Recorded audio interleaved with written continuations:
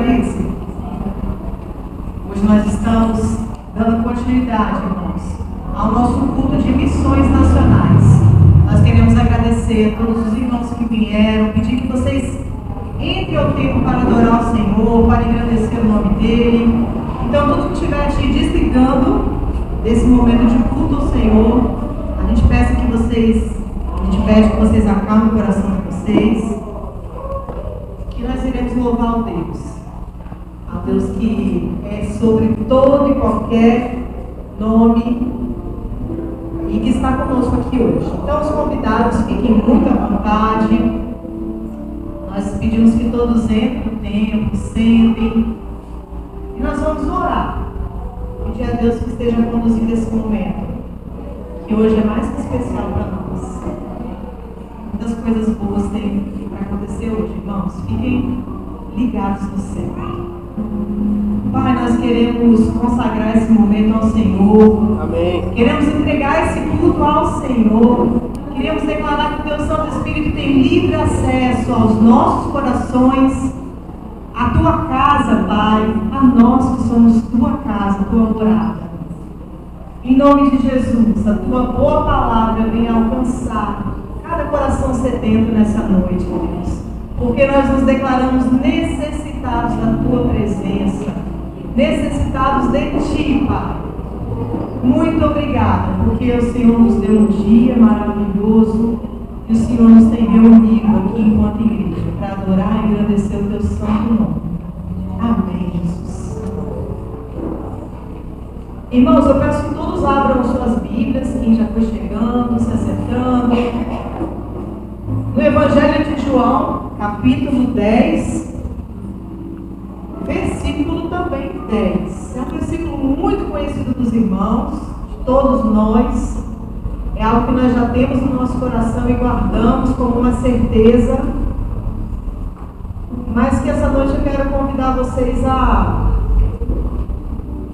lerem, porque esse culto de hoje é um culto que gera vida. Ok? E quem é o autor da nossa vida é Jesus. Nós vamos declarar isso. João 10:10 diz que o ladrão, o nosso adversário, ele vem apenas para roubar, para matar e para destruir. Mas Jesus, que é o nosso Deus, que é o Filho de Deus, ele diz que ele veio para que nós, cada um de nós, tenhamos vida e vida em. Então nós vamos repetir o que Jesus nos prometeu que Ele nos daria. Tá bom, igreja? Jesus nos garantiu que Ele nos daria vida e vida em abundância. Não é uma vida qualquer, não é uma vida de qualquer maneira, não é uma vida mais ou menos, é uma vida em abundância. Então guarde essa palavra e é com essa palavra que nós abrimos o culto dessa manhã, essa noite, deste dia maravilhoso que o Senhor nos preparou, declarando que Ele é o autor da nossa vida. Amém? Amém. E neste momento, eu quero convidar o Edmar, juntamente com os homens, que vão apresentar uma linda canção para nós.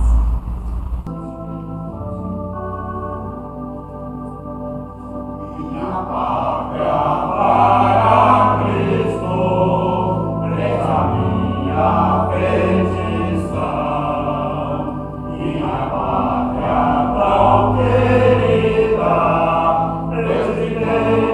coração,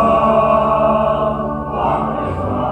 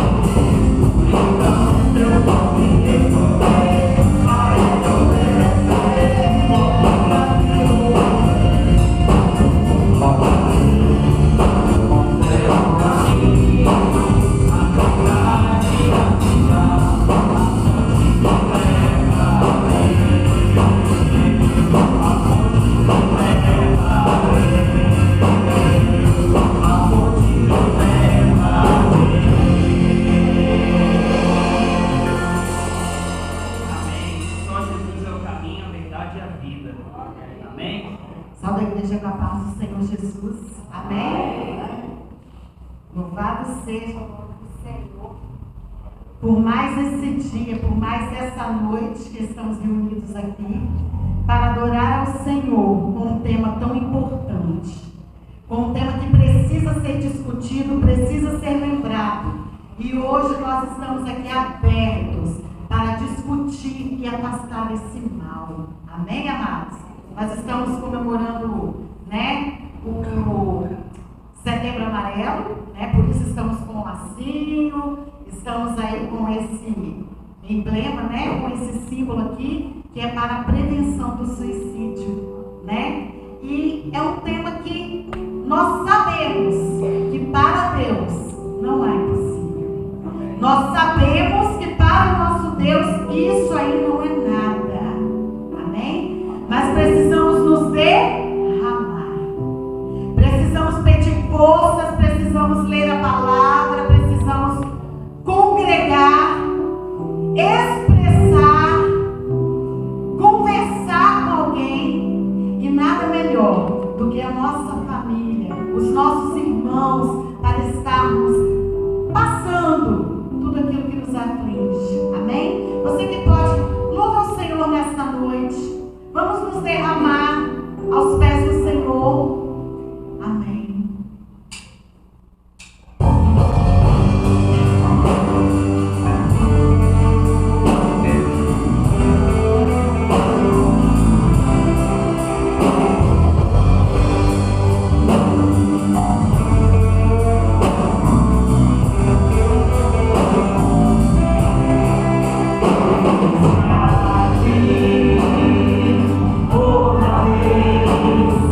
Yeah.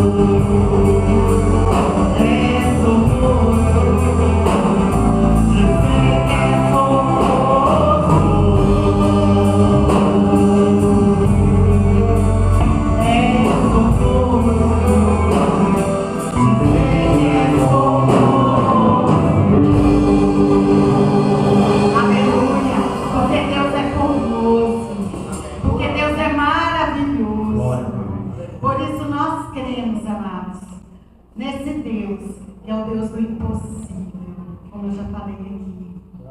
E esse Deus é um Deus zeloso, é um Deus de cuidado, é um Deus de renovo, é o Deus que nos traz novamente aquilo que perdemos, muitas das vezes por circunstâncias que nos afligem, que é a nossa esperança.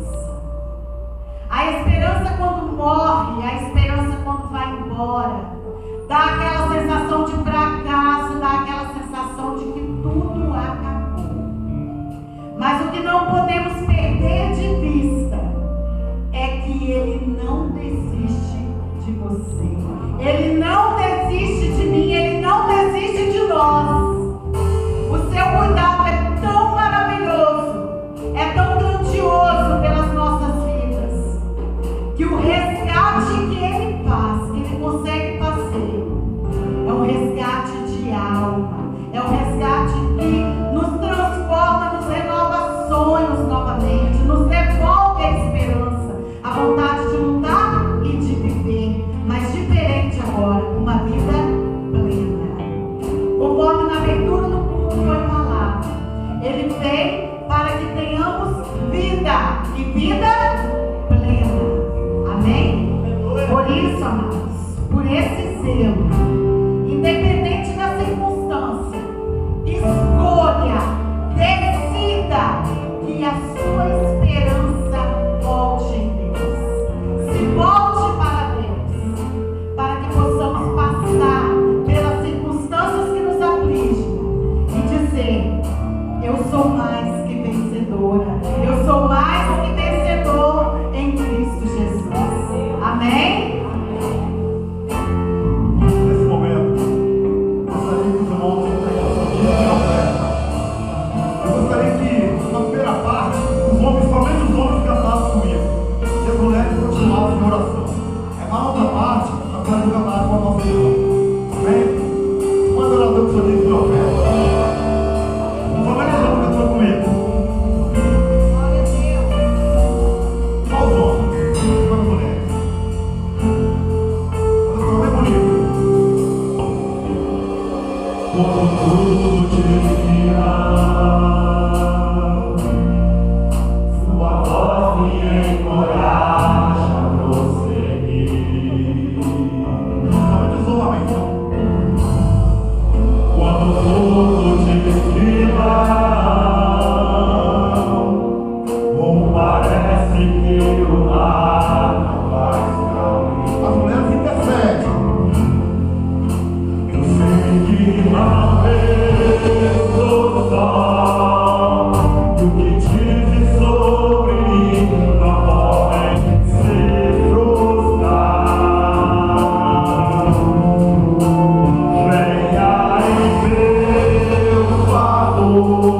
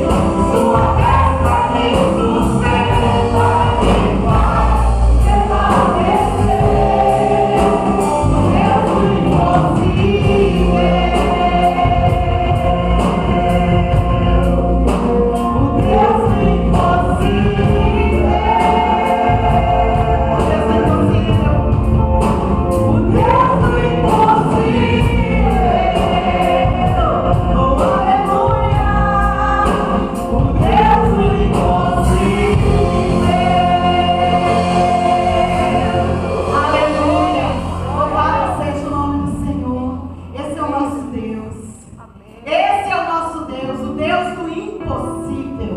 Nós conseguimos ir, amados, até o limite. E Deus sabe qual é o nosso limite. Dali para frente, a ação é dele. Dali para frente, o caminho, quem abre é ele. O mar é aberto é por ele. Porque nas nossas impossibilidades entra a possibilidade de Deus.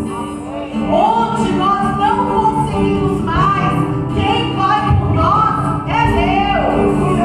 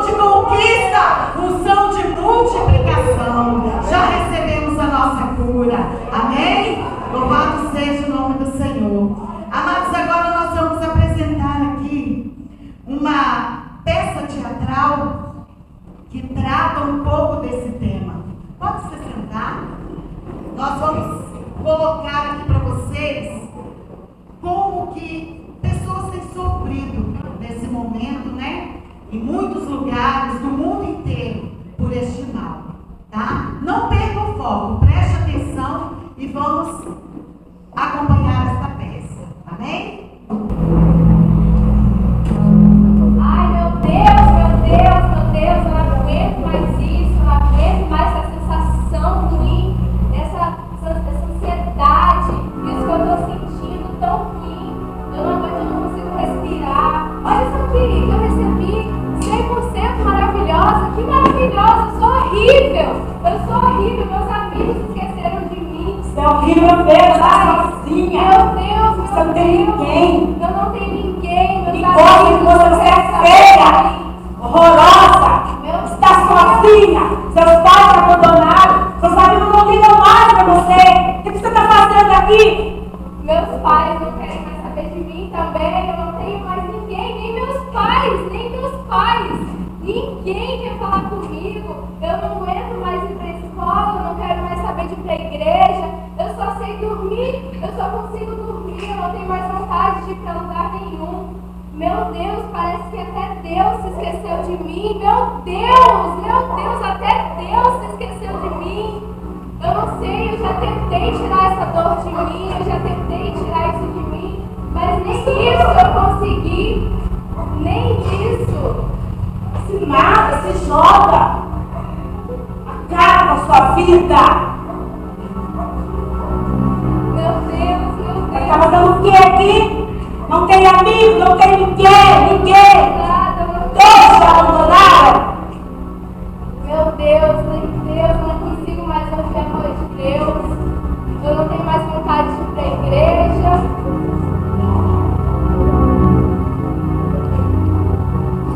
Meu Deus. Cadê sua mãe? Meu Deus. Cadê seu pai? Eu Não tenho liga pra ninguém, você. eu não tenho ninguém. Ninguém gosta de você. Não tem ninguém. Você mãe. é burra.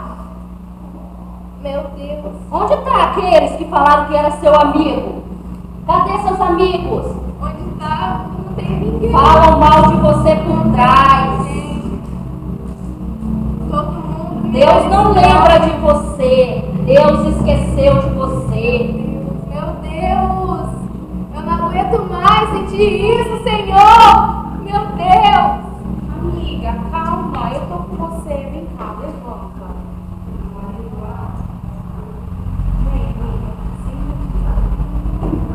Maria Eduarda, o Senhor está contigo. Eu sou o Espírito Santo de Deus. Abra os olhos e veja a verdade. Deus está com você, Deus está com a gente. A todo momento. Você lembra quando eu me senti assim ano passado, lá na faculdade? E nossos amigos também já se sentiram assim? E olha, hoje na medicina existem vários tratamentos que vão te ajudar. E eu tenho uma psicóloga amiga maravilhosa para te indicar. Psicóloga, mas eu não gosto da história. Psicóloga. É pra doida ou não doida? Claro que não, amiga. Isso é uma doença, não é uma loucura. E olha, a psicóloga me ajudou muito. Ela conversou comigo e fez entender o que eu estava sentindo. E eu tenho certeza absoluta que ela também vai te ajudar. E eu sempre vou estar aqui com você, tá bom? Tá bom. Então a gente pode marcar na segunda-feira, eu marco para você, eu ajudo com você. Então, se você for comigo, eu posso pensar. É claro que eu vou. Então, Você não está sozinha, tá? Obrigada, amiga. Pode contar comigo sempre. Obrigada. Tchau. Tchau. Ai, como é bom ter amigos nesses momentos difíceis. Mas ainda assim eu sinto algo faltando em mim. Eu não sei explicar, é uma sensação ruim, falta alguma coisa. Ai, que sentimento ruim, meu Deus. Tudo bem.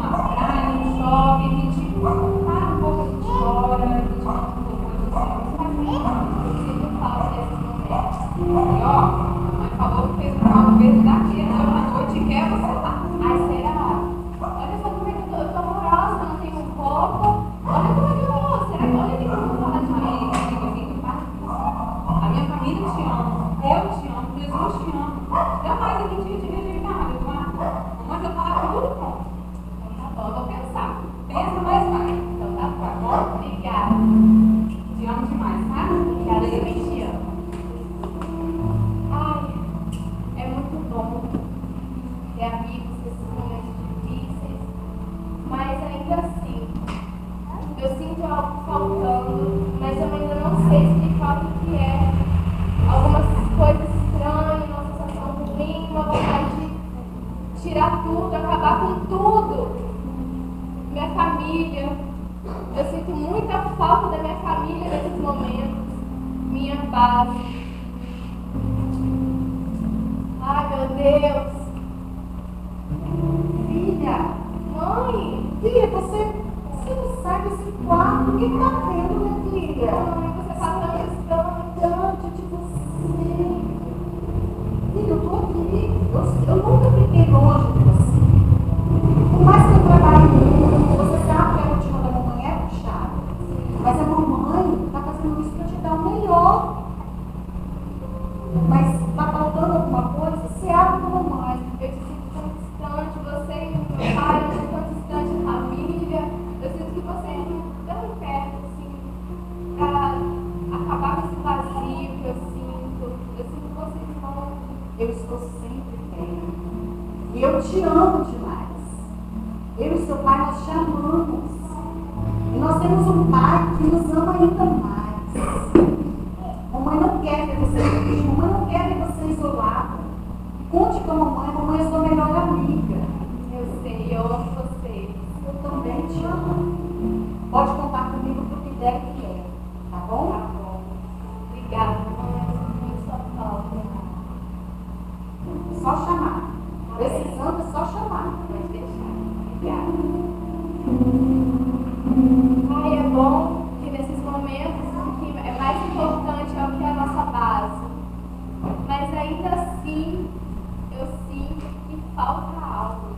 E eu não sei explicar o que é isso. Um vazio estranho, uma coisa que me consome. Eu não sei o que é isso. Meu Deus do céu. Meu Deus, o que é isso?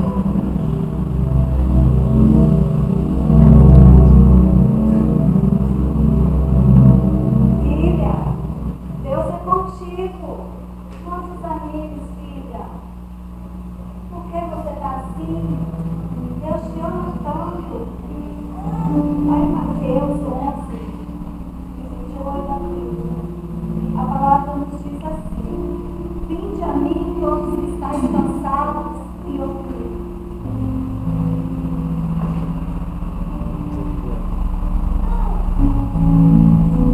Que eu vos aliviarei.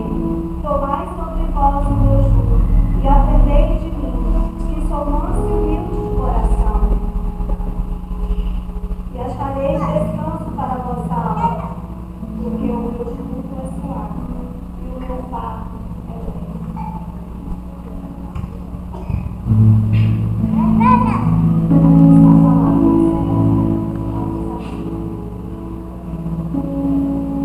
Encontrei o que faltava.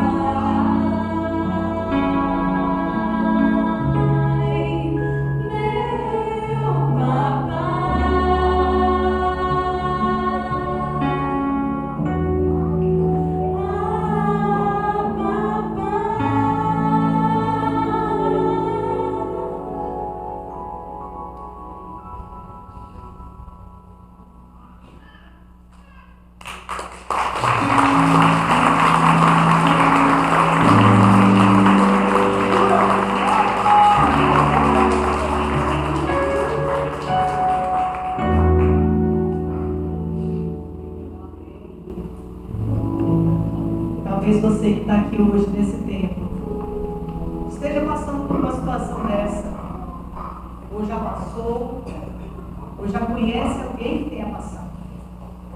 Sinta-se abraçado, como a Maria Eduarda foi abraçada nessa noite. Sinta-se abraçado pelo Pai. Um dia precisou um jovem de 17 anos tirar sua própria vida, para que nós tivéssemos a consciência de que precisamos falar sobre suicídio. Precisamos cada vez mais trazer informação. Nós achamos muitas vezes, irmãos, que isso não acontece na igreja. Isso só acontece com quem não tem o Senhor. Mas nós estamos enganados. Isso pode acontecer com qualquer um de nós. A diferença é que nós temos um Deus, como nós ministramos aqui essa noite. É cuidadoso, é zeloso, foi quem nos criou, é Deus Pai. Então nós estamos hoje com um símbolo, um pequeno símbolo, que significa precisa de ajuda, busque. Um jovem morreu nos Estados Unidos aos 17 anos, tirou sua própria vida. E no seu velório, os amigos, ele tinha um carro amarelo, seus amigos deram um laço, uma fita, e começaram a falar sobre isso. Então você pode abençoar a vida de alguém escutando, cuidando, ministrando, orando, abençoando. E nós trouxemos nessa noite, pedimos ao Senhor que nos desse direção, e o Senhor trouxe uma pessoa muito especial, qual eu quero chamar aqui à frente agora. É a Nara Kinupi. Ela é uma serva do Senhor, é uma psicóloga, uma profissional da área de psicologia, que vai falar para nós a luz da palavra do Senhor. Boa noite. Que lindo ver a igreja nesse momento, né, tomando a frente mesmo dessa campanha tão importante na nossa sociedade, e ver a igreja empenhada. Isso é histórico, isso é lindo, isso é de Jesus, né? Não tem como falar outra coisa, porque se Jesus estivesse aqui nos nossos dias atuais, ele estaria com certeza engajado nessa causa também, né? E a gente está se abrindo mais para falar sobre isso, sobre essas temáticas, que infelizmente cada dia e cada ano que se passa, isso vem aumentando em números, né, em vidas que estão partindo. E como é importante, pastor, parabéns pela iniciativa, como líder, né, dessa igreja aí, está apoiando isso, e todos os envolvidos aí também. Alguns rostinhos são familiares, né, lembram de mim, não lembram da Naara, que não era mamãe, porque depois que a gente vira uma mamãe é diferente, né, não é? Quem aí passou por essa experiência? Gente, eu sou outra Naara, tá? Nossa, é muito, muito diferente. Mas estamos aqui, Isaac está aí, para a honra e glória do Senhor, com as vovós aqui presentes. E graças a Deus, é um privilégio estar com vocês aqui hoje. Quem não me conhece aqui, levanta a mão. Ó, tem bastante gente. Quem aqui foi convidado para estar aqui hoje não é daqui da igreja? Bacana, muito legal. Meu nome é Naara, eu sou psicóloga, como já mencionaram, vou fazer aí 10 anos de formada. Não vou falar muito dessa coisa de ano não, sabe? Senão a gente revela a nossa idade, né? Mas, para a honra e glória do Senhor Jesus, tenho atuado aí no sistema público de saúde e no consultório também. E, no momento, estou retornando de licença maternidade na unidade que eu atendo. E quando o pastor me fez o convite, eu falei, não posso falar não. Já tinha algo programado nessa data, mas eu falei, vou dar um jeitinho para estar lá, para estar presente, né, Luana? Para a gente poder conversar um pouquinho sobre isso.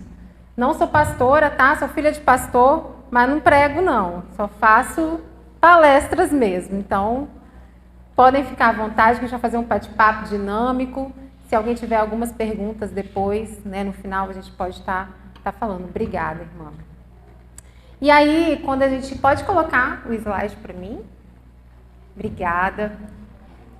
Quando a gente fala de Setembro Amarelo, eu coloquei essa frase embaixo, ajudar pode estar ao nosso alcance. E aí, alguém aqui já fez alguma viagem de carro em que você precisou de alguma informação e a pessoa que você foi pedir informação não sabia te dar informação? Já? Como é que você se sentiu? Como é que a gente se sente? A gente para no Poço Piranga, fala, onde é tal lugar? Aí a pessoa fala, ih, não sei. Ou ela fala assim, você entra naquela rua tal, tal, e vira sei o que, tal, tal, tal, lá, e a gente fica assim, meu Deus, era melhor você nem ter perguntado. Eu fiquei mais confuso ainda. É ruim, né? E aí, assim, essa ajuda que a gente esperava encontrar naquela informação, a gente não obteve. Então, para a gente ajudar alguém, para a gente conseguir alcançar alguém, nossa ajuda a alcançar alguém, a gente precisa o quê? De informação. A gente precisa minimamente saber para onde direcionar aquela pessoa. A gente precisa minimamente saber, olha, eu posso te indicar alguém que vai poder te oferecer ajuda nesse momento. Olha, vá por esse caminho que aqui você vai conseguir ajuda. E às vezes a gente não vai poder ofertar a ajuda que a gente gostaria, nós mesmos, porque nós não estamos naquele momento capacitados ou nós não somos a pessoa para aquele momento. Mas aonde indicar a direção, isso vai fazer toda a diferença. Quando a gente para no Poço Piranga e alguém fala assim, onde você quer chegar? No Convento da Penha? É aqui, tal, tal, tal. Aí a gente esclarece as coisas, a gente consegue chegar no objetivo que a gente precisa. Então, esse momento aqui é para a gente instruir, para a gente colocar informações, para que se em algum momento da nossa vida a gente precisar orientar alguém, a gente sabe indicar o caminho. Beleza? Amém? Amém. Vou falar nos termos da igreja, né? Amém? Vamos lá, pode passar. Vocês sabiam que a cada 40 segundos uma pessoa no mundo tira a própria vida? Contando ali, ó, um reloginho aqui na minha frente, 40 segundos, alguém no mundo já tirou a própria vida. Esses dados que eu trouxe aqui são baseados na OMS, a Organização Mundial de Saúde, junto com alguns dados do Brasil também. Vocês acham que o índice desse dado é mais para as mulheres ou para os homens? Homens? Certo, acertou. Isso aí é uma questão de gênero. Os homens ainda têm dificuldade um pouco mais de pedir ajuda, orientação, né? E aí os dados dos homens são mais elevados. A cada 100 mil homens, 9,2 tiram a própria vida. A cada 100 mil mulheres, 2,4. Então, uma questão de gênero também aí envolvida. A faixa etária de 15 a 35 anos, um público jovem, né? Bastante jovem. Nós do Brasil somos aí o quarto no ranking mundial, o quarto país de maiores casos que acontece. A cada 45 minutos aqui no Brasil, uma pessoa tira a sua própria vida. 90% dos casos, eles poderiam ser o que? Evitados, se a gente conseguisse identificar e indicar a direção dessa ajuda. Por isso, tão importante, tão relevante, realmente a gente está aqui hoje falando sobre isso. É a segunda maior causa de morte entre os jovens. Olha só, perde só para o trânsito, as mortes no trânsito, que é uma das mais violentas, né? Então, olha como que os dados revelam para a gente que é importante a gente estar falando daqui hoje. E mais importante ainda, o lugar que a gente está, que é a igreja. Que por muitos anos foi um lugar perpetuado por não se falar sobre isso. Porque pode ser falta de Deus, falta de fé. Por muitos anos, nós, cristãos, deixamos esse assunto um pouquinho de lado, esse tabu, e não conversamos e não falamos. A gente vai falar um pouquinho mais para frente os mitos e verdades sobre o tema. E esse é um dos mitos, que quando a gente não, para a gente não falar muito sobre isso, para não instigar alguém a fazer ou cometer o ato de suicídio. A gente vai falar se isso é mito ou verdade. Mas, pode passar. Diante dessa relevância, dessa temática, desses números, essa campanha, né, como a Luana disse aqui muito bem, ela foi criada aqui no Brasil em 2015. Nos Estados Unidos, né, fora do mundo, já é colocado há mais tempo. Mas em 2015, a campanha de Setembro Amarelo ela foi criada pelo Centro de Valorização da Vida, que é o CVV, é um dos fatores de proteção que a gente vai falar depois, junto com o Conselho Federal de Medicina e a Associação Brasileira de Psiquiatria.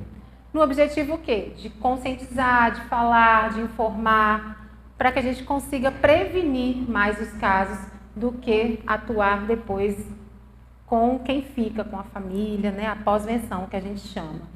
E aí, a igreja é um dos espaços fundamentais, porque a gente é um dos fatores também de proteção. Isso aqui, a comunhão, o laço, o olhar, o ofertar, né? o meu tempo, o meu cuidado com o outro, isso faz parte de um fator de proteção. E aí nós, em campanhas de missões, precisamos realmente alertar sobre isso, do que está acontecendo no meu lado, no meu país. E como cristão, como que eu posso ofertar essa ajuda, esse fator de proteção, ou qual caminho indicar para isso? Pode passar. Bom, alguém aqui conhece, no momento que a gente está vivendo aí, saindo de uma pandemia, você é a mesma pessoa lá no início de 2020 e agora? Ou conhece alguém que ficou a mesma pessoa, mesma coisa, não mudou em nada, do início lá da pandemia até agora? Não? Não conhece? Ou conhece alguém que não mudou nada? Ou você não mudou nada, pastor? Não conheço. Você mudou? Muito? Vocês mudaram? Ou mudou alguma coisa na sua casa, no seu... Isso aqui, ó, é uma das formas que a gente mudou. A forma da gente transmitir o culto, da gente adorar a Deus. Olha quantas mudanças esse cenário que a gente viveu, está vivendo ainda, né, nessa pandemia, fez com que a gente despertasse para algumas coisas. E aí, um dos fatores também que contribuiu desse cenário pandêmico foi priorizar a nossa saúde mental. Muitas pessoas antes não sofriam com alguma questão psíquica e agora sofrem. E agora faz parte do cenário da vida delas. A ansiedade, a depressão, a bipolaridade, muitos outros transtornos fazem parte hoje da nossa realidade. Alguém com certeza aqui conhece alguém que sofre de ansiedade. Ou que já sofreu, ou que passou. Ou você mesmo passou a sentir esses sintomas. A depressão. E aí, esse contexto, né, que a gente vive cercado de tantas informações, de tantas coisas, de informações às vezes muito legais, mas informações também não tão legais, faz com que a gente às vezes se entupa de tanta coisa, né, e fica assim, sem respirar. Meu Deus! E aí a nossa saúde mental vai gritar, vai falar alguma coisa. E aí, o que a gente faz? Ou a gente sufoca, ou a gente para, respira e consegue pedir ajuda. Eu queria 2 voluntários agora, nesse momento, para a gente fazer uma dinâmica aqui na frente. Então, vocês acham que todas as pessoas que, por exemplo, que têm depressão, elas passam da mesma coisa? Você tem depressão, você também. Vocês vão ter os mesmos sintomas, passar da mesma forma? Não. A gente sente de formas diferentes, não é? A gente dá sinais diferentes da mesma realidade, né? Ok. Eu queria... Vocês vão encher esse balão. Você vai ter que encher sem parar para respirar, até o limite desse balão. O limite do meu fôlego. Não, o limite do balão. O limite do balão é ele estourar. Tá? Você não pode respirar, assim, você vai enchendo de uma vez só. Isso, você pode assim, claro que você não vai ficar sem respirar aqui não, tá? Calma. Você não pode dar pausas, você vai até ele estourar. Você já vai poder ir respirando até ele estourar. Tá bom? Pode ser? Entenderam? Sim. Então vamos lá, hein? Podem ir. Se o balão colaborar, né, gente? Porque o balão às vezes não colabora. Vai? Não estourou, não. Não, vai, sem respirar. Pode ir, não pode pegar fôlego e ir, você não pode parar. Ela pode tirar da boca e respirar, ir devagar.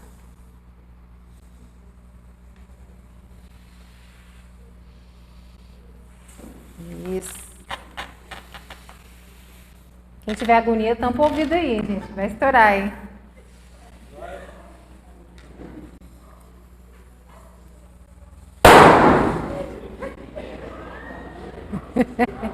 Assusta, né? Ok. Como que foi a sua experiência?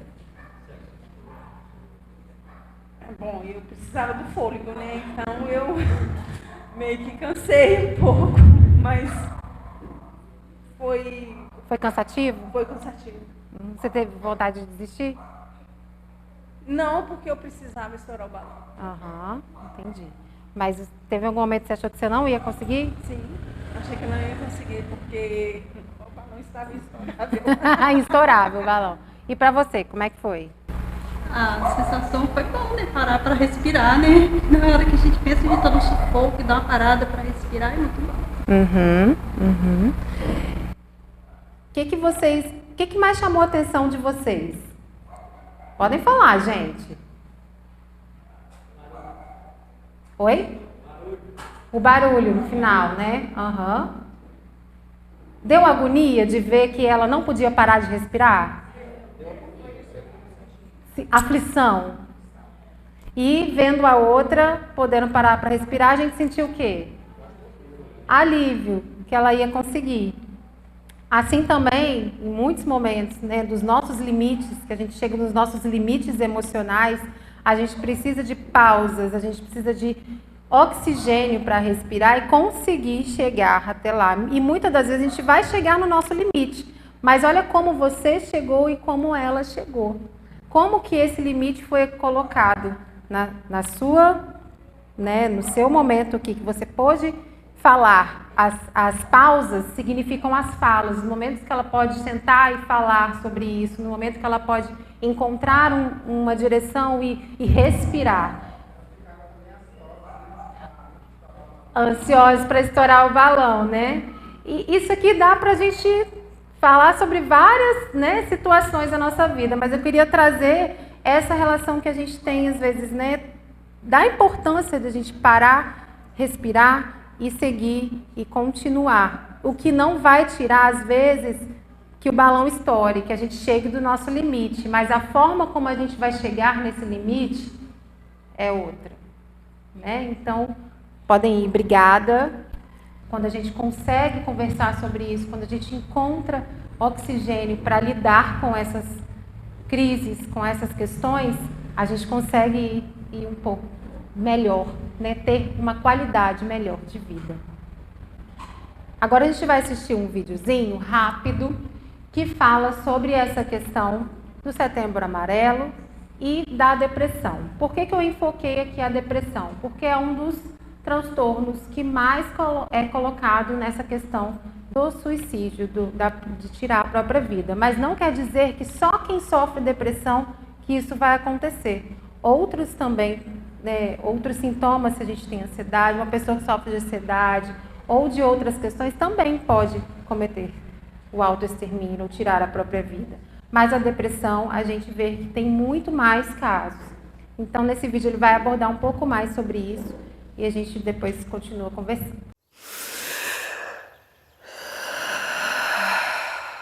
Por volta dos 10, 11 anos de idade, até os 12 foi uma época em que eu vivia depressão mais intensamente na infância. Eu tinha vergonha de falar, eu acho que tem a ver com a masculinidade que a gente é ensinado a construir. Então eu tinha muito medo de parecer fraco, eu tinha muito medo de parecer que eu não estava dando conta, enfim, da minha vida, da vida adulta. E tudo que eu queria era morrer ou fugir.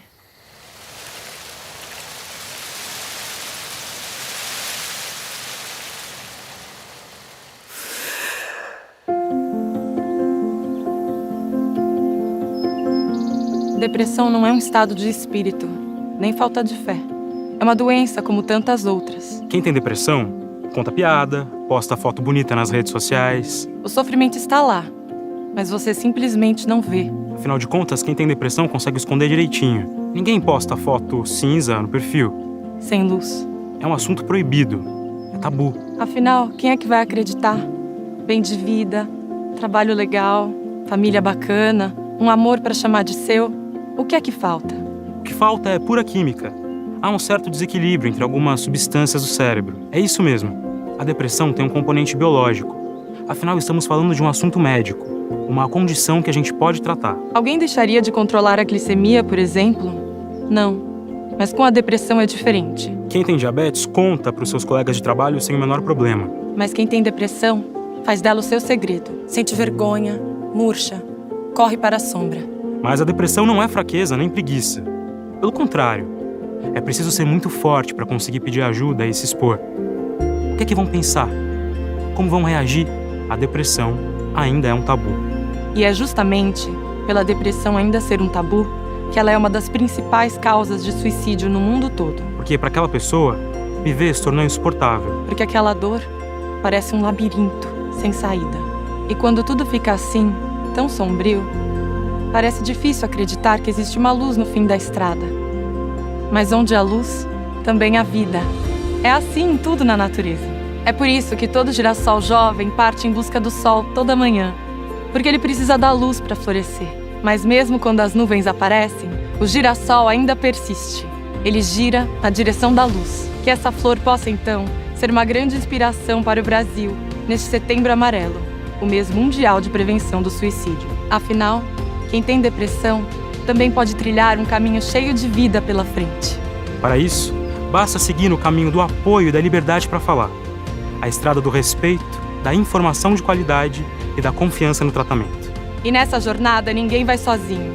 Chegou a hora de seguir rumo ao sol, na direção da vida. Vamos juntos? Essa semana eu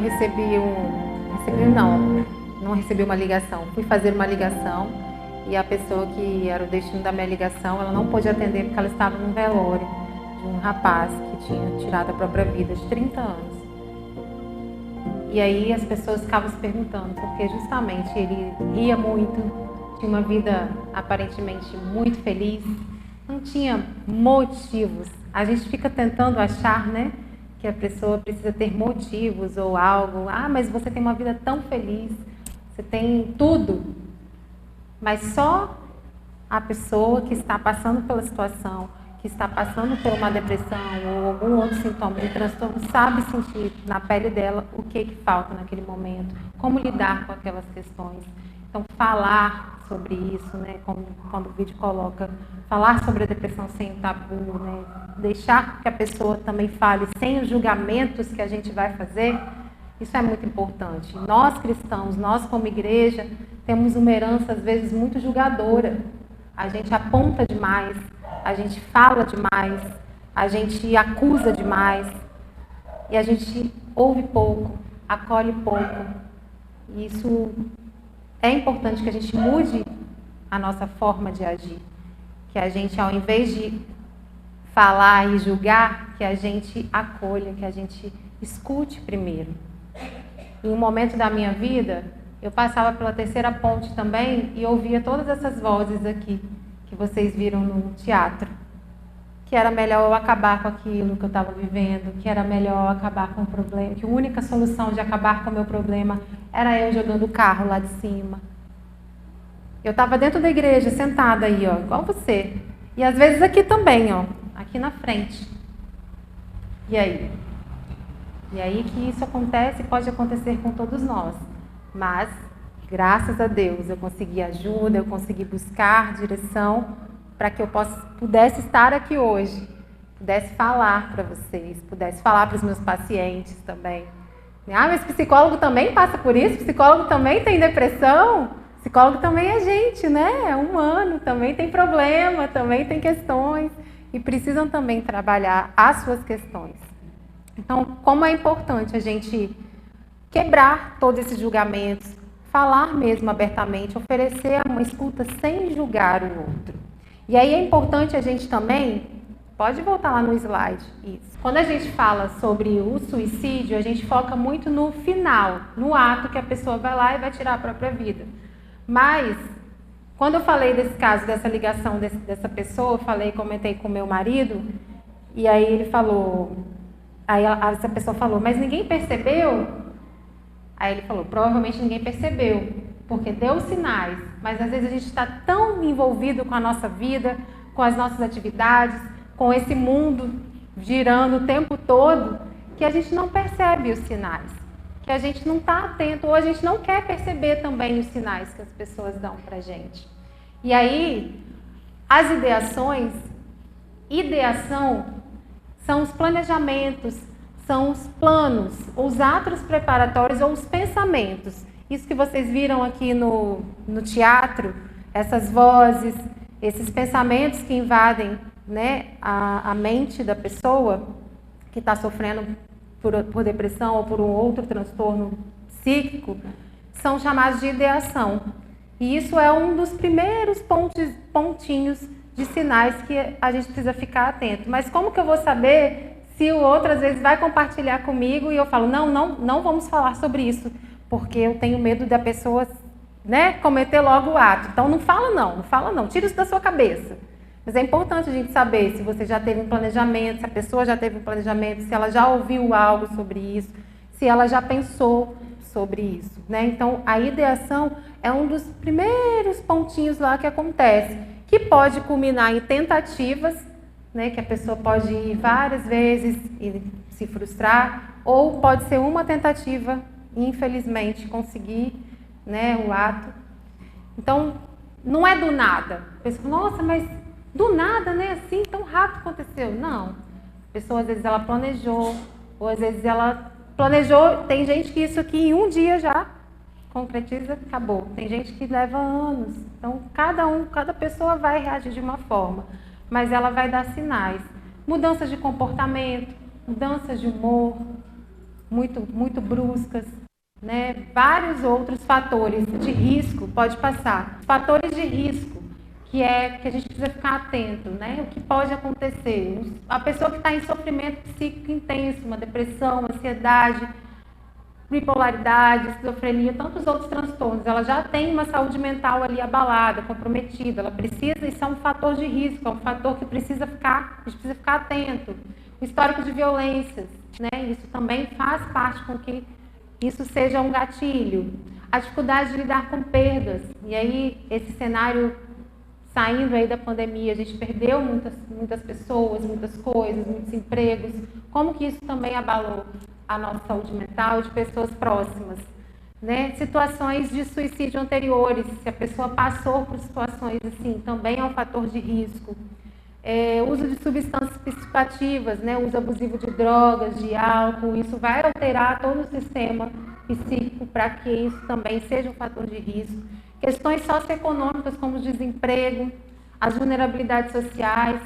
Difícil a gente falar de Setembro Amarelo, né? E também não pensar que pessoas aí perderam seus empregos de uma forma abruptamente, né? E aí é muito fácil eu comer um pratinho cheio em casa, né? Falar, tenha um autocuidado, cuide de você, né? Mas falta o básico para essa pessoa, né? Falta o básico para ela sobreviver. E como que isso também vai afetar a saúde mental dela?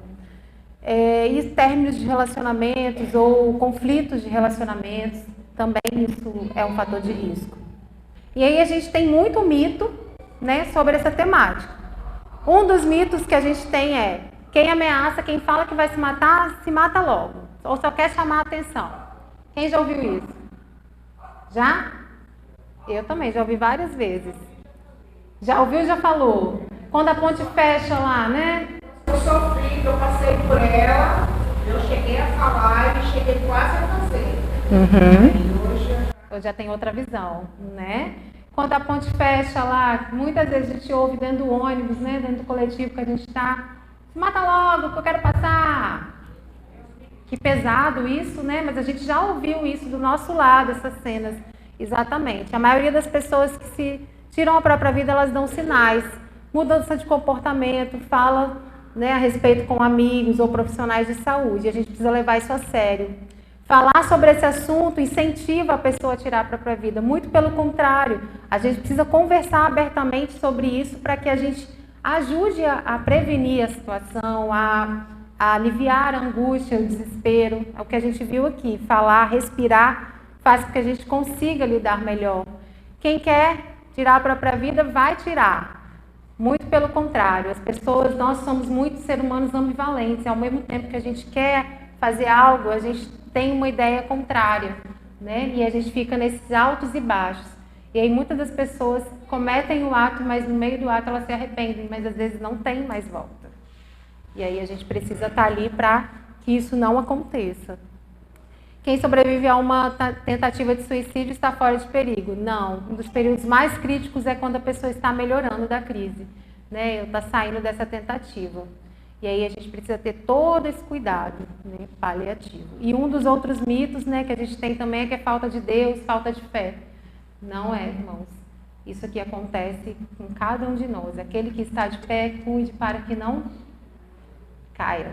Né? Então a gente precisa cuidar cada vez mais da nossa saúde mental, priorizar para que essas situações atinjam a nossa vida também. Pode passar. Um dos fatores de proteção que a gente tem é a nossa família. E aí lembrando que nem todas as pessoas têm esse modelo de família que a gente tanto acha que a gente tem. E aí às vezes a igreja vai fazer uma dessas funções, né? Um amigo vai fazer uma dessas funções de acolhimento. Então, às vezes fala, vai procura sua família, mas às vezes a família é um fator que a pessoa não vai conseguir encontrar ajuda. Ela vai precisar de outros fatores de proteção no momento dela.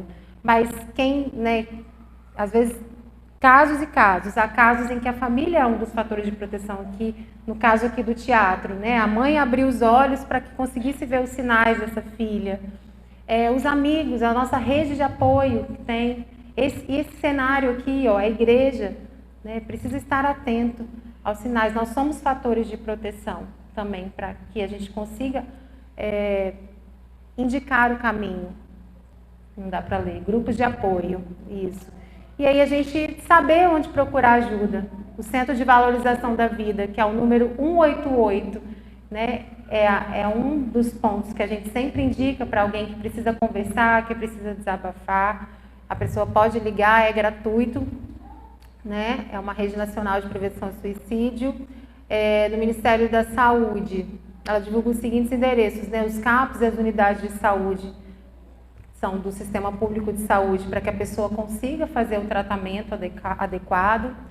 Então, há lugares para a gente informar. A gente precisa conhecer, a gente precisa saber indicar esse caminho. E procurar um profissional habilitado, porque muitas das vezes eu não vou poder fazer o que o profissional vai fazer, né? E aí Deus usa pessoas e capacita pessoas para que possa usar os recursos, né, da forma correta, para que consiga ali ajudar aquele momento. Alguém tem alguma pergunta sobre isso? Acho que eu falei rápido demais, né? Eu falo muito rápido. Pode falar.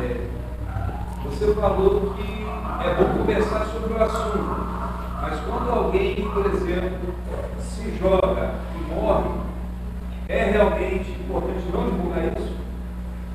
As mídias sociais, né? Isso é uma forma da gente não divulgar os números na mídia, né?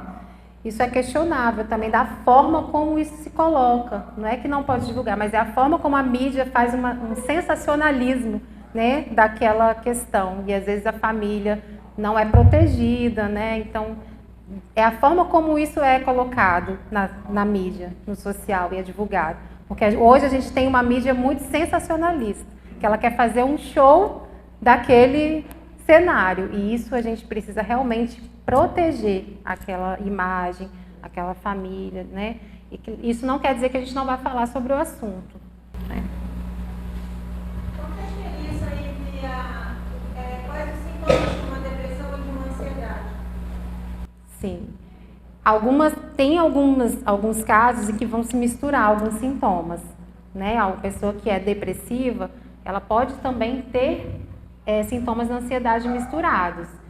Mas, às vezes, a depressão, o sistema neuroquímico, como a gente viu no vídeo, tem questões ali dos neurotransmissores, que a gente chama de os neurotransmissores do bem-estar, do prazer, eles estão ali alterados, né? Então tem ali uma disfunção química diferente da ansiedade. O cérebro vai funcionar de uma forma diferente ali, né? Então o psiquiatra é uma figura aí muito importante, junto com o psicólogo também, para que a medicação ajuste aí. Então, os sintomas da depressão e da ansiedade vão andar em linhas diferentes por essas questões neuroquímicas e biológicas, e aí, às vezes, uma pessoa com depressão, ela vai ter menos disposição, né? Uma lentificação, às vezes, do comportamento dela, uma vontade maior de se prostrar, mas isso não quer dizer que uma pessoa que tem ansiedade também tenha sintomas um pouquinho assim em alguns momentos, né? Mas o funcionamento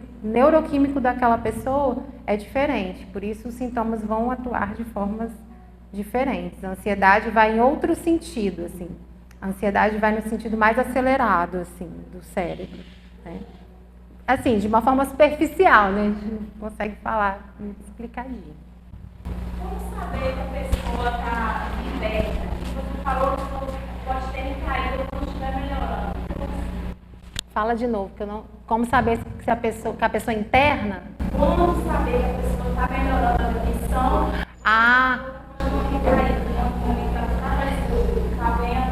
Sim, ela pode ter várias, né, recaídas. Assim. A depressão, assim como outras doenças, muitas das vezes ela não vai ter uma cura, né? A gente não vai conseguir. Claro, tem pessoas que nunca mais têm sintomas, mas é preciso fazer essa rotina de acompanhamento, assim como a gente viu também no vídeo a diabetes, a gente não faz uma rotina lá com o médico, né, e faz todo esse cuidado. Então, um dos fatores que a gente sabe que a pessoa melhorou, está melhorando, está no caminho do tratamento, né, se ela consegue voltar a administrar minimamente a rotina dela, porque às vezes a rotina dela ficou alterada, então ela conseguindo aos pouquinhos, né, retomar algumas coisas, aspectos profissionais, se ela tiver, no caso, né? Mas isso não quer dizer que ela não tem como garantir que a gente não tenha recaído. A vida é isso aqui, né? E a gente precisa aprender a lidar com o alto e com o baixo, com essa polaridade da vida, né? E aí muitas das vezes a gente quer viver a vida linear, né? Eu consigo lidar com tudo da mesma forma e passar por tudo, e nem sempre é assim. Então, mas um dos fatores de proteção é que ela sempre esteja no acompanhamento dela, né? Tanto psicológico quanto medicamentoso, né? Esteja sempre em acompanhamento. Mais alguém?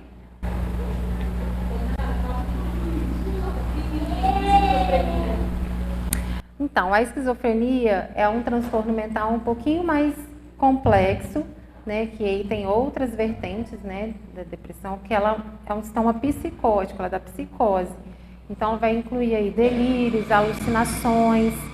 Ela precisa de um tratamento um pouco mais intenso, né, tanto com psiquiatra, medicamentoso, né. Não que as outras não precisem, mas ela precisa de um acompanhamento mais rigoroso, vamos colocar assim, né. É um transtorno mental em que inclui muitas das vezes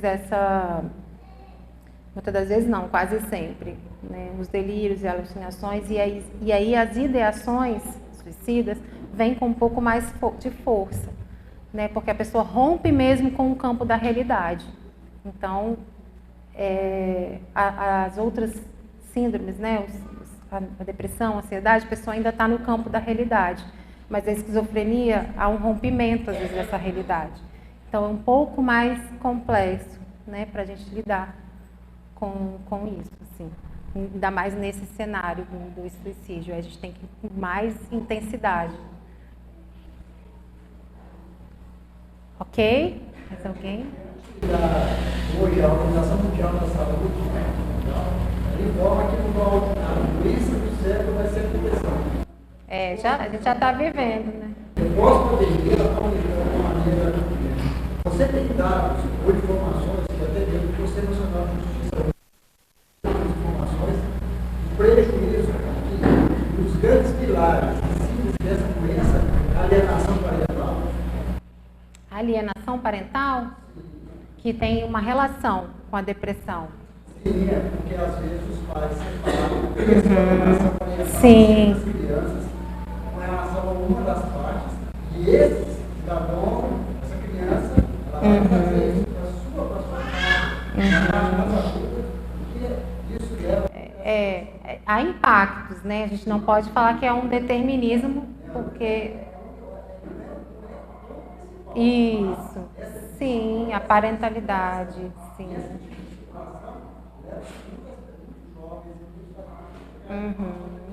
Então, olha, eu não tenho dados, né, técnicos aqui para te dizer, mas dos atendimentos que eu faço, né, do que chega no meu consultório, do que eu escuto, sim, há uma relação, sim, dessa parentalidade, né, das figuras principais.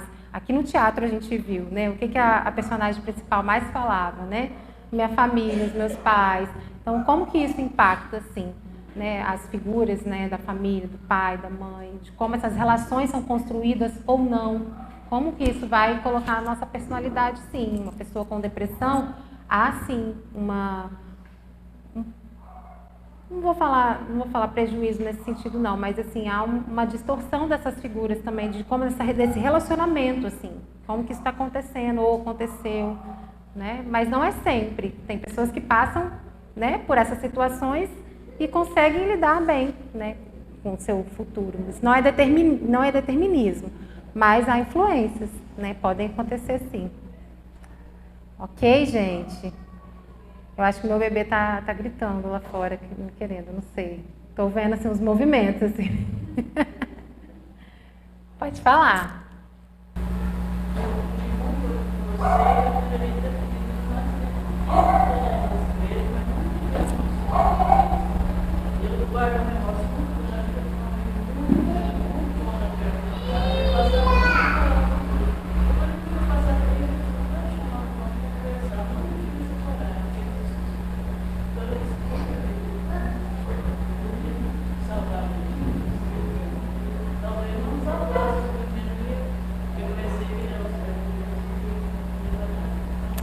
Sim.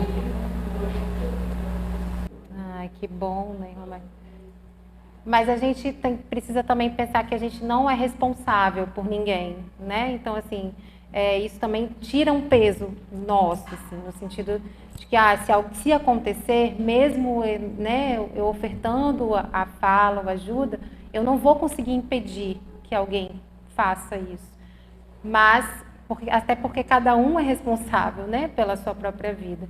Mas é interessante a gente sempre ir pensando assim, o que eu, no meu dia a dia, o que eu posso fazer, né? Mas não no sentido de que a gente vai conseguir salvar o outro, né? Porque senão a gente vai sofrer muito, né? Porque isso sempre vai acontecer.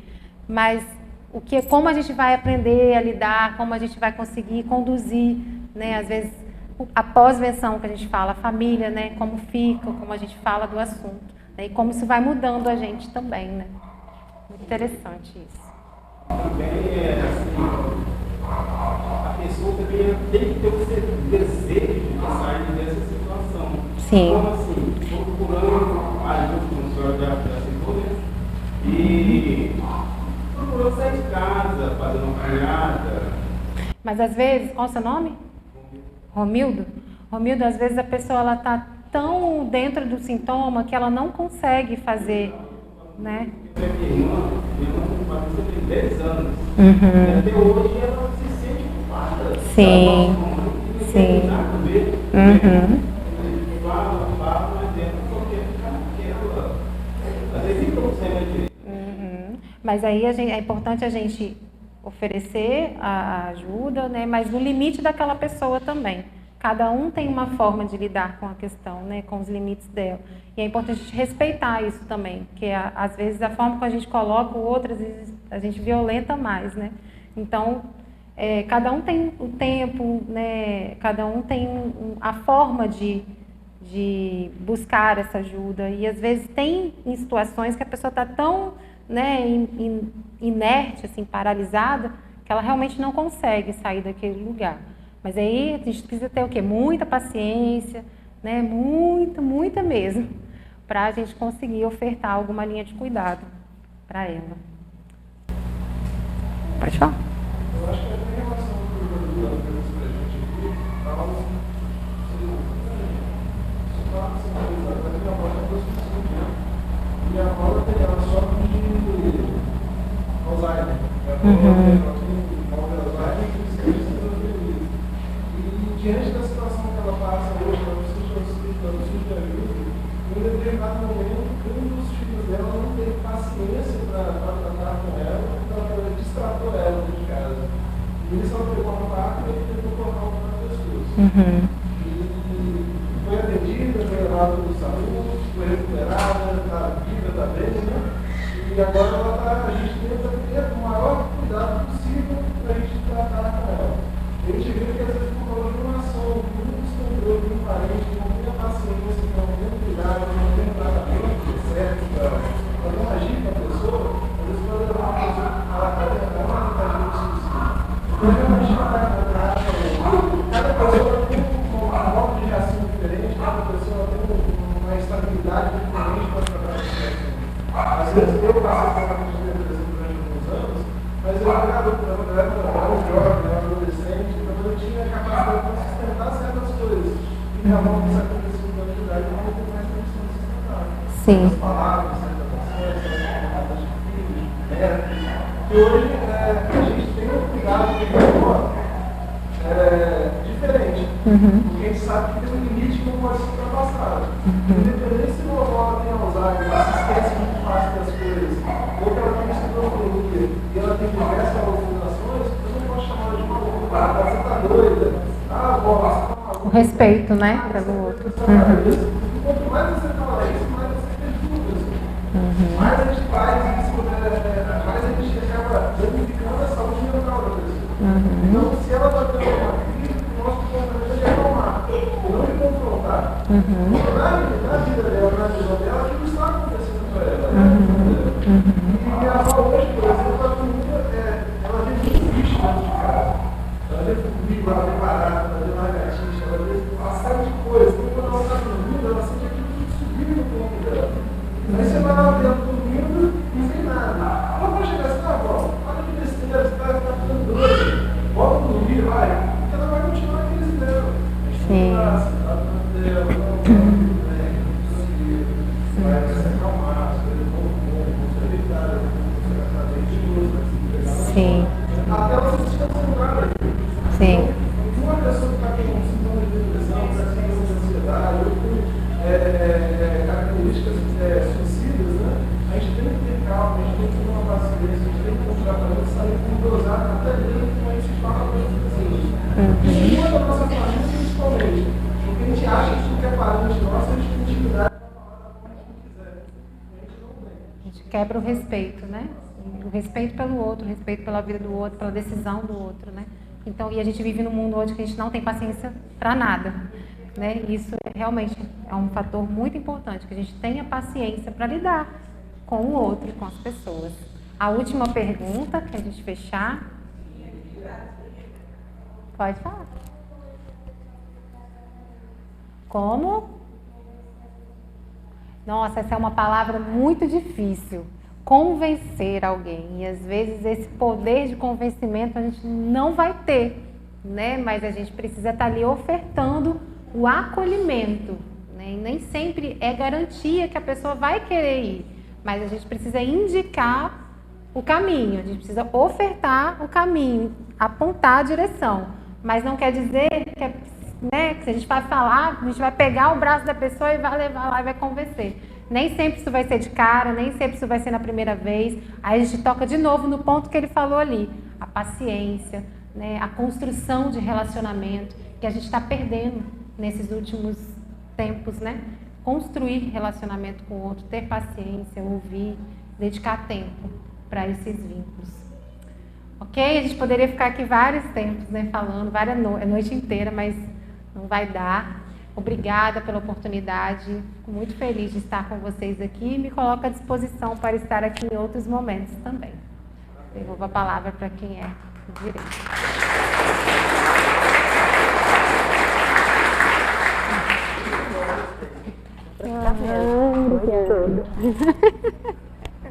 Vou chamar a família. Sim, sim. Igreja, quem gostou diz amém. Amém! Nós ficaremos mais? Não é verdade? Nós só temos um pontapé. Né? Isso é só um momento. Quem sabe a gente faz um momento, uma roda de conversa bem legal pra gente falar mais, escutar mais, entender mais, trazer à luz aquilo que precisa ser colocado, né? Quero agradecer a Nara porque é uma abordagem leve, gostosa, tranquila, de fácil compreensão, que a gente precisa. E eu quero chamar a família toda da Nara aqui à frente. Né? Eu quero chamar a mãe, Luciene, que é a vovó do Isaac, quero chamar o marido, Leander. Nós vamos nos levantar, igreja. Eu quero convidar o pastor falar sobre isso, Nara. É tão bom a gente sair desse lugar, né, gente? Às vezes a gente acha assim, porque é pastor, é porque é esposa, é filha de pastor, é psicóloga, eu não passo por isso. Vou chamar a Graça aqui, Graça é uma irmã querida, qual está conosco hoje. Nara, só uma lembrança. Mas... tá? Só para que você lembre de nós, assim, enquanto sabe. Graça, dá aquele abraço gostoso lá na sua amiga em nome da nossa igreja. Obrigada. A Graça é uma bela também que estava lá e veio congregar conosco, que conhece essa família há muito tempo e ama vocês também. Tem muitos aqui, viu? Tem muitas ovelhinhas aqui. Fiquem conosco, amigo. Meu bem, você pode orar? Nós vamos estender as mãos, vamos abençoar essa família. Amém. A paz seja convosco, meus amados. Amém. Cadê a mamãe de Leandra? Cadê ela? Cadê ela? Ei, mãe. Vem cá, vem, tá bem. Vem cá. Vamos fazer o time completo. Glória. Enquanto a mamãe está vindo, deixa eu contar para vocês o que é que passou pela minha cabeça. Baixa o braço aí para não. Pode ficar em pé. Eu fiquei pensando em um monte de coisa, né? O depoimento de Léo, as perguntas que foram sendo ditas. E eu me lembrei de dois irmãos nossos da Bíblia que passou por uma situação parecida com essa. Dois irmãos meu e seu. Judas e Pedro. Os dois cometeram um ato que deixou eles cheios de arrependimento e de remorso. E Pedro cometeu um pecado parecido com o de Judas. Qual foi o pecado de Pedro? Pedro, pescador amigo de Epaminondas, negou Jesus. Qual foi o pecado de Judas? Traiu Jesus. Qual a diferença desses dois pecados? Um traiu, o outro negou. Né? Um vendeu e o outro negou. Mas olha o comportamento dos dois. Judas foi consumido pelo remorso. E tudo que a Nara, nossa doutora, hoje falou aqui, aconteceu rapidinho com Judas. Ele deu todos os sinais tão rápido e se suicidou. Pedro teve o apoio dos outros discípulos, que onde ele ia, os discípulos iam atrás dele. E teve um dia que eu acho que talvez Pedro tenha pensado em se suicidar. Sim. Quando ele entrou no barco e disse, eu vou pescar sozinho. E aí o pessoal olhou e falou assim, não, bora com ele. E aí foi um, foi outro, foi, daqui a pouco foi todo mundo. E nesse dia, eles não pescaram nada. De novo. Quando chega na praia, quem estava lá? Jesus. E Jesus chegou e disse assim, vocês têm alguma coisa para comer? Pedro já chateado que não pescou nada a noite toda, Jonas. Você não pescou nada, ainda vem para cá perguntar se tem alguma coisa para comer? E aí Jesus olhou para eles, eles não reconheceram Jesus, né? Jesus já estava ressurreto. Joga a rede ali, ó, daquele lado. Pescou em alto mar a noite toda, não pegou nada, vai pegar aqui com o barco ancorado. Jogou a rede. E veio quantos peixes? 153 piabinhas. Foi piabinha não? Foi desse tamanho? Isso é história que você falou? 153 grandes peixes. Aí ele reconheceu, é o Senhor. E ele correu para Jesus e conversou com Jesus. E naquele dia, Jesus disse para ele, Pedro, você, em outras palavras, né? Você está perdoado. Tira essa culpa de dentro de você e vai ser pastor. Sabe o que aconteceu depois desse dia? Primeira mensagem que Pedro pregou, restaurado. Quantas pessoas se converteu? Quase 5.000 pessoas. Sem contar as mulheres e as crianças. Na segunda pregação que ele fez, quantas pessoas se converteu? 3.000 pessoas, sem contar as mulheres e as crianças. Ele só precisou de se sentir perdoado. Ele precisou de uma terapia com o psicólogo Jesus. A Bíblia diz que nós erramos, e Deus que falou, por falta de conhecimento. Hoje a gente teve muito conhecimento aqui. Talvez todo mundo que ouviu aqui passou por algo assim e falasse: se eu tivesse tido, né, Lili? Tivesse tido essas informações antes. Agora vocês têm uma missão. Amanhã vocês vão receber este culto lá no seu celular. Vocês vão fazer uma fofoca do bem. Vai sair mandando para todo mundo. Assiste esse negócio aí. E dispara para que muitas pessoas ouçam esta mensagem. E para fechar com chave de ouro, eu te digo uma coisa. Qualquer doença, né, doutora? Qualquer doença que existe no mundo, o maior e mais eficaz tratamento, João, você sabe qual é? Exato, agora brincadeira. A maior e melhor é a prevenção. O tratamento mais eficaz para qualquer doença é não ficar doente. Então se previna, vá no psicólogo, procure a doutora, converse com ela, não espere estar com alguma coisa para que você procure ajuda. É o que nós os homens fazemos, né? A gente só vai no médico, a maioria, né? Só vai no médico quando está com algum problema. Mas aqui a maioria trabalha em grandes empresas que faz aquelas solicitações para fazer os exames preventivos, aí está sempre fazendo. Mas essa realidade vai mudar em nome de Jesus. Vamos orar então, agradecendo por esta família. Senhor, nosso Deus e nosso Pai, graças nós te damos, ó Deus, por esta família que o Senhor nos trouxe hoje aqui. Obrigado por este mês tão especial.